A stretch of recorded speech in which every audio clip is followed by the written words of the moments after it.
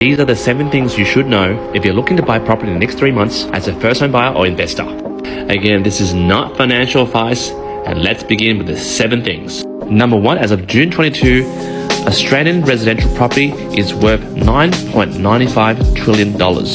In terms of overall residential lending, we've only borrowed $2.1 trillion against $9.95 trillion.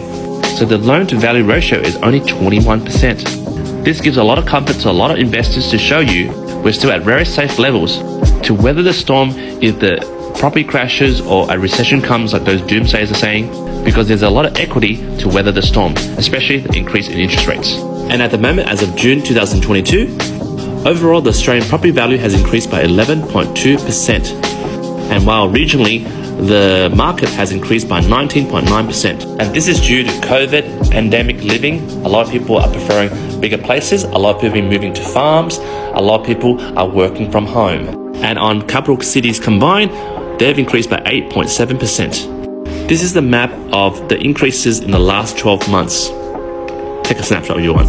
And in the last 3 months since the rate rise, overall Australia has lost its value by 0.2%. Regionally, it's still pretty good. It's still increasing by 2%. And capital cities, overall, 0.8%. That's not really much of a crash, is it?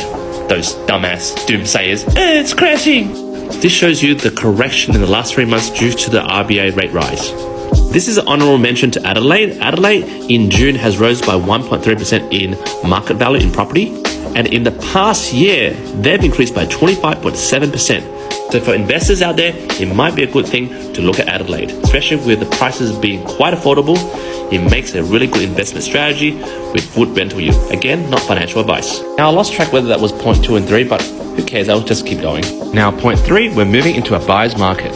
This means on a national level, the properties are taking longer to sell. Back in 2021, June, it took 24 days to sell a property. Now it's taking 30. Regionally, 27 before, now it's 34 days. And for capital cities, before it was 23, now it's 28 days.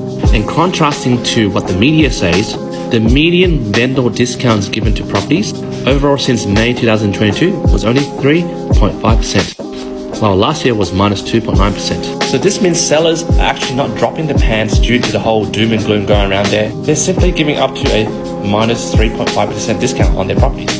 And to take a sample of listings, capturing data for 4 weeks up to July 3rd, approximately 37,000 listings were listed, and compared to last year, was a change of minus 1.7%. What this means is there's a decrease in listings, which means sellers are holding back from selling, which means there is no distress in sellers. A good thing for investors who are experiencing a rental crisis. On average since last year, rent has increased by 9.5%. I think that was 7 things. What's your thoughts?